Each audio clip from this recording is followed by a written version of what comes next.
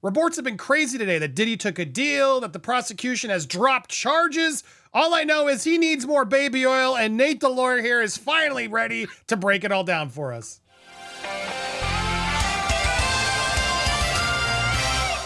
Welcome to Popcorn Planet. I am Andy Signore, and I'm here with Nate the lawyer. What's up, Nate? How you doing? I'm doing well. I'm seeing the internet go crazy. Prosecutors drop charges against Diddy, and I'm like, oh wow, this is going to be a great story for the day.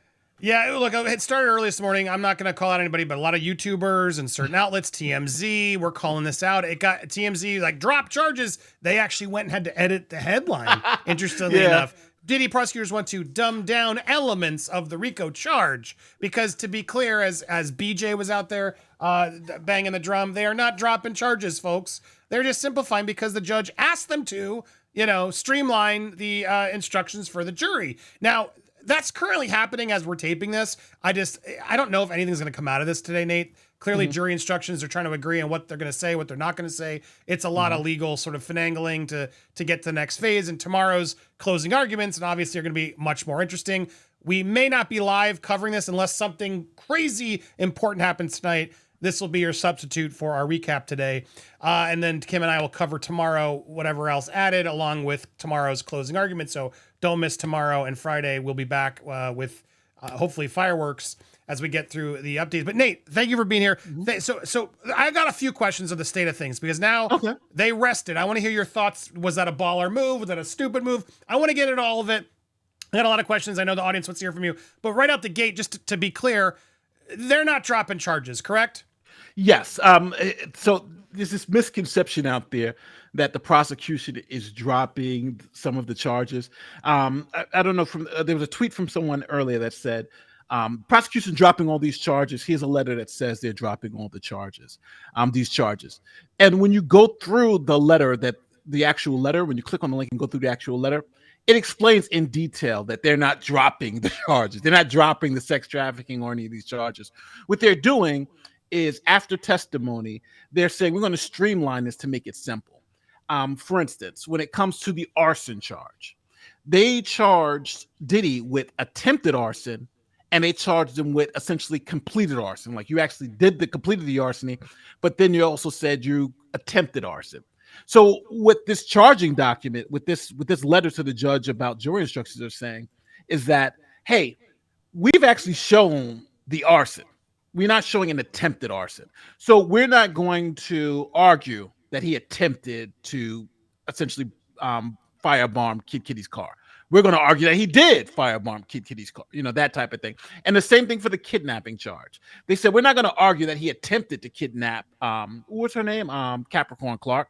We're going to argue that he actually did kidnap Capricorn Clark. So the jury is not confused by, well, he did it, but did he attempt it? They just said, we're just going to remove that attempt language and just make it clear that we're saying he actually did do it. That's why on the initial chart that I did for the RICO chart, if you see, it says kidnapping plus variations. And those variations are conspiracy to kidnap, attempted kidnapping, and aiding and abetting kidnapping.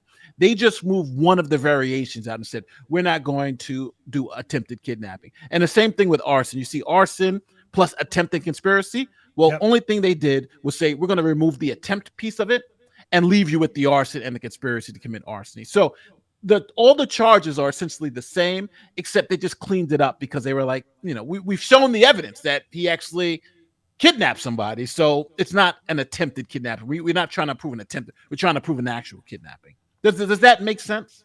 Yeah, I know, it totally makes sense. But, if you're reading the news, it didn't make sense because the news and YouTubers, so many people, they're dropping multiple charges. Now, a lot of them have cleaned it up. And some of them actually now called it what it is. But it was frustrating this morning. There it is. Drop kidnapping charges. A lot of them got it from TMZ. TMZ was, you can see it actually just to prove what we're saying. While they've changed the headline, the Wayback Machine couldn't show it. I do want to prove it. The original headline is still in their URL because they can't change that later. And if you look here, prosecutors drop blank, blank, blank certain charges. As you can see, that is what the headline was. We all saw it this morning. And now, TMZ is pretty quick when they know they need to change it. Anyway, not surprised. The TMZ feels like they're in Diddy's pocket like crazy. They also this morning brought in a sex therapist to say, freak offs can crank up the heat. Just get your partner's consent. Like, this is wild. Like, sure, it's true. There is an argument here, Nate. A lot of people are saying, look, some of these people, Jane and others, felt like, they did know what they were getting up for. They were getting paid and rewarded for this relationship.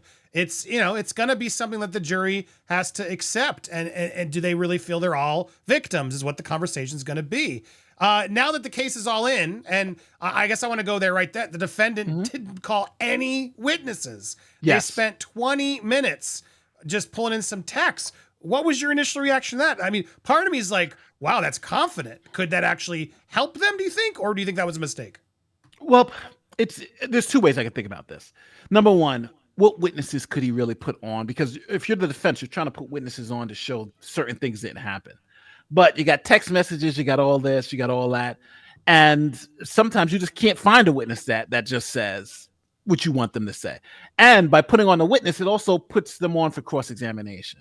So I think in this particular instance, it's like, I don't think they're arguing with the facts of what happened, because essentially they're essentially saying all this stuff did happen, right? They're saying that, yes, Cass, he did this with Cassie. He beat Cassie. They're calling it domestic violence. They're saying the underlying facts are really not even in dispute. The only thing in dispute is whether they arise to the criminal conduct of sex trafficking or, transportation for prostitution, which I think that's what they really want to argue. So I think in that instance, I think they kind of just did the whole, well, if we put witnesses up, is it going to hurt our case more or is it going to help our case? And I think they made the right decision to say, well, there's really no witnesses that are really going to help us in this way, unless we put Diddy up. Now, Diddy's not testifying because I think at the end of the day, what's he going to say? I beat Cassie. I did this. I did that. So it's not going to help him at all. So at the end of the day, I think it was smart for the defense to rest their case, because now it also puts it in the mind of the jury that, hey, there may not be enough here if they're not going to fight, right? The jury, that can be in their mind like, hey, he doesn't even have to defend this because it's really not nothing there. I'm thinking that maybe they're hoping for that, but I think at the end of the day, it's going to be tough, because when you're talking about conviction, I can easily see a conviction here, because just imagine hearing a story that you have to make a decision on, but only hearing one side of the story present their case. It's going to make it more likely that you're going to believe that the side that gave you all the evidence versus the side who's defending it, because he's not put a counter narrative out. And the only counter narrative that I can even think of is that this is domestic violence, but not sex trafficking, which I think it's nonsense. Because again, like I've said multiple times in the past, sex trafficking, especially when you talk about in relationships where the sex trafficker is the person's husband or boyfriend, the way they sex traffic them is through domestic violence. So, it's essentially copying to the violence part of it. So, yeah, I mean, unless there's a juror on there who's like, wow, thanks for not wasting our time, and look how confident they haven't proved it. Clearly, the closing argument is going to be the final chance for them to say, we didn't need any witnesses because they've not proved what the charges are.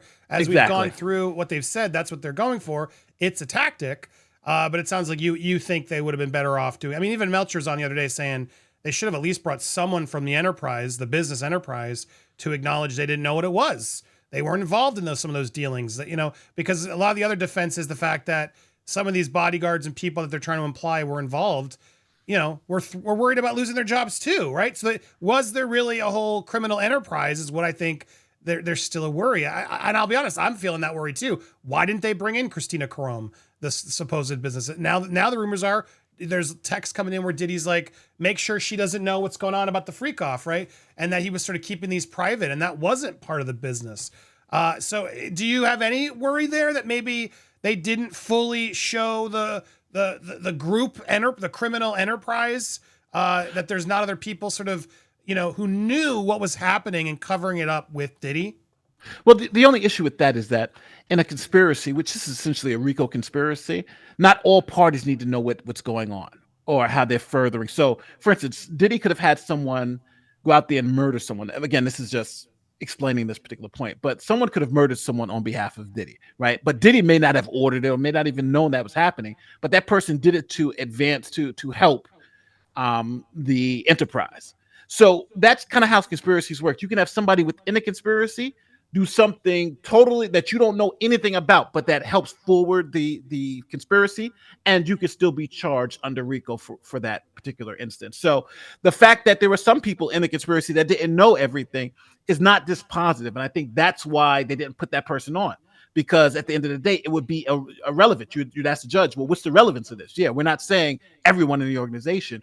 Just because this one person doesn't know that there was this conspiracy going on doesn't mean that it didn't happen. And then obviously you have all the other employees that did do it. So would it have been helpful? It could have, but again, I think it wouldn't have been legally relevant because she didn't have to know. She could have been keeping it from the finance guy because he didn't want the finance guy to know he was doing these freak offs. But that still doesn't mean that this wasn't a conspiracy of a corrupt organization. Now, the hearings are happening right now. They're doing jury instruction. It took a long time to get there, but it's happening as we're taping. It sounds like Kim's already filling in some wins for the defense, some for the prosecution. Of course. This is probably just they're going to ultimately decide the rules for tomorrow and what they're allowed to say in their closing and whatnot. So anything we should expect there and anything you think to expect moving forward in these closing arguments? Final thoughts, basically.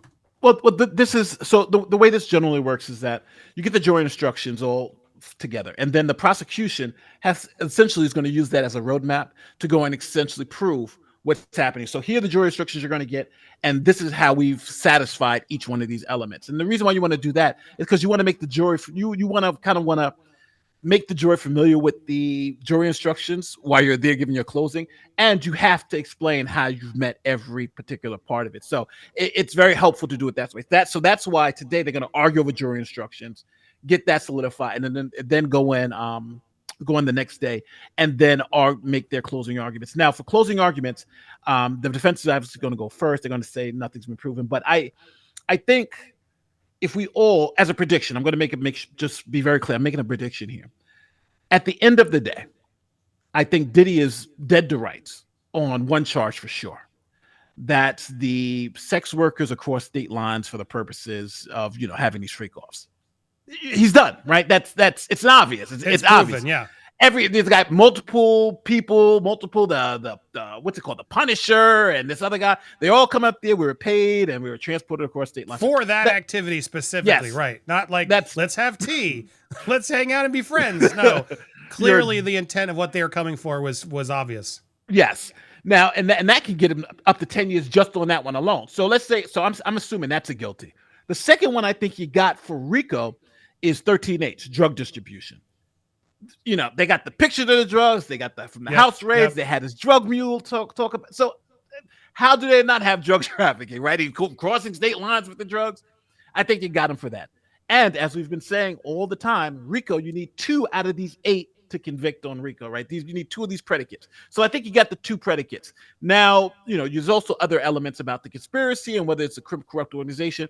But I think in terms of RICO, you got the two underlying felonies that you need to prove RICO. And we can talk about the rest of them. From bribery, I think that's they literally have the guy. Here's the paperwork. 100%. They signed it. Here's the money changing hands. They're paying the I don't try to not say all these words over and over again, but they're paying the Punisher, which is clearly 13G as well, right? So transport flying in Paul costs money. So you're right. It's just, so overall.